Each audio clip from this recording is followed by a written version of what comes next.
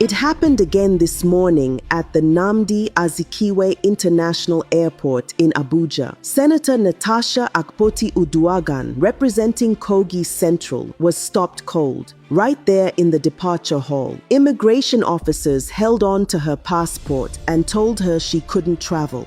No explanation backed by any court order. And when she asked who gave the order, the officer said it came directly from the Senate President, Godswill Akpabio.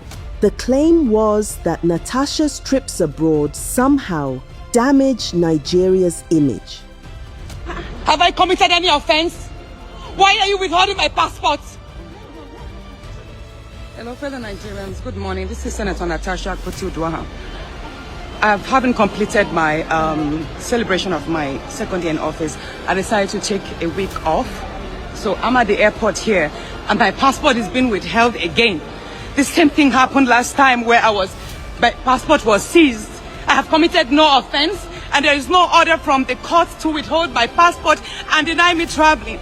The last time this happened, the officer in charge told us that the Senate President, Godswill Akpabio, instructed them to withhold my passport and prevent me from traveling because he said each time I travel out of the country, I smear the country's image by granting interviews out in international media. Please, can you tell them to release my passport and this embarrassment should stop?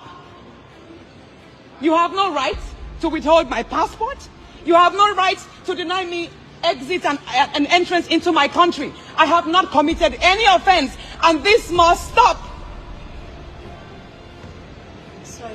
No, this must stop. As a matter of fact, I think I have to sue you for continuously embarrassing me. No, don't tell me sorry. Can I please have my passport? You can't keep doing this to me all the time.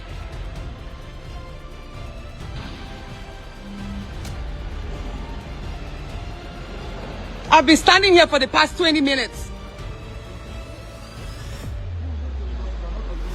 Why are you doing this? What have I committed?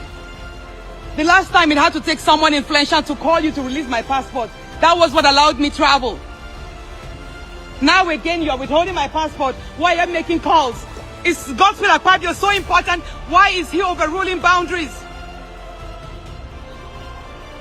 Godswill Akpabio, the Senate President, has instructed the Comptroller General of Customs to deny me exit, to withhold my passports. This is wrong.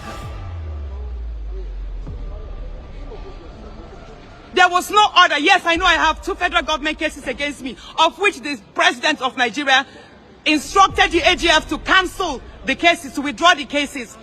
No, hold on, please. This President Bola Ahmed Tinubu actually spoke with Godswill Akpabio to terminate all the cases against me because he agreed that they were politically witch-hunting cases. Hold on. So there is no reason why my passport should be withheld at the international airport. There is no reason why. You have no right to do that, madam. You have no right. You are taking laws into your hands. There is no court order. I have not missed any of my court appearances. I have attended all my court sessions. I am not a flight risk. I am not a risk to my country. So why are you treating me like a criminal? Can I have my passport, please? Thank you very much. Sometimes I think you just have to be a rebel to get things right. Then you keep asking Nigerians to be good citizens. If I had not gone public, would you have given me my passport? Imagine that. A sitting senator being stopped from leaving her own country because she dares to speak the truth. Disbelief that in 2025, a government official could wake up, pick up the phone, and decide who gets to travel without a single legal process. And this isn't new for Natasha. Just weeks ago, she came back from a suspension that supposedly began over a seating dispute in the Senate. But anyone who's followed her knows it wasn't about where she sat. It was about what she said. Natasha is one of the few lawmakers in Nigeria who still speaks her mind. She's questioned corruption, exposed misconduct, and called out harassment within the Senate. And for that, the system has marked her. This is what happens in Nigeria when you refuse to keep quiet. It's not a coincidence. We've seen it before. Senator Abdul Ningi suspended for speaking on budget padding. Senator Ali Ndume punished for criticizing leadership. The message is clear. If you challenge those in power, they will find a way to clip your wings. Think about it. Ordering immigration officers to seize someone's passport without a court order is not just abuse of power. It's a message to every outspoken Nigerian. You can talk, but only if we let you. And that's the real danger.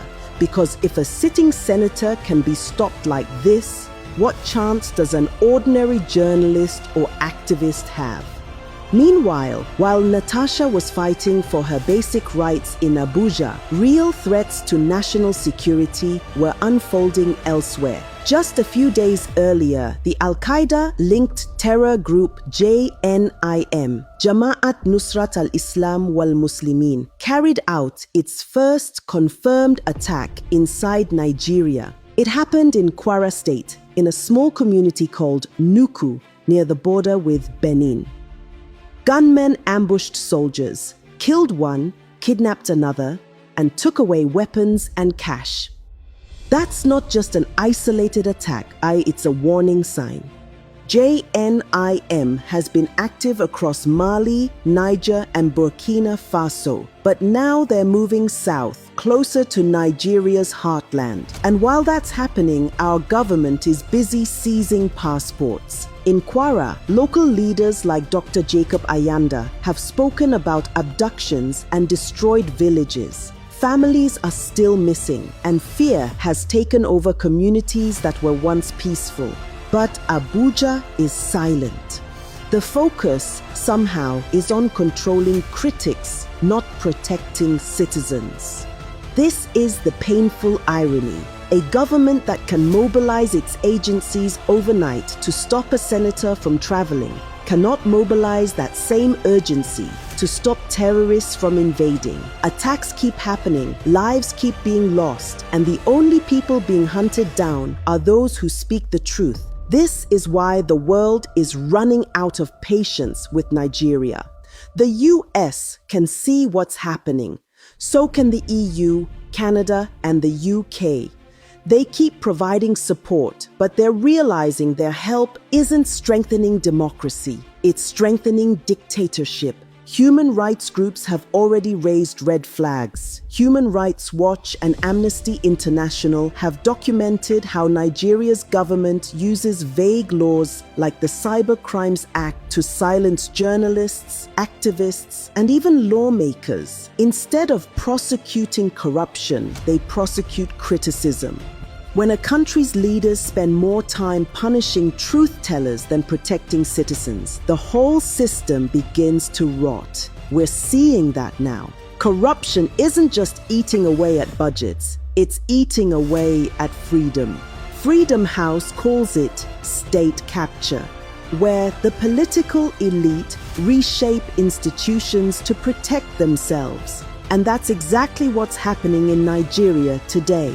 Meanwhile, the country's image, the very thing they claim to be protecting, keeps collapsing before the world. Every new attack, every abuse of power, every silenced voice only proves that Nigeria's problem isn't criticism from abroad. The real embarrassment is leadership failure at home.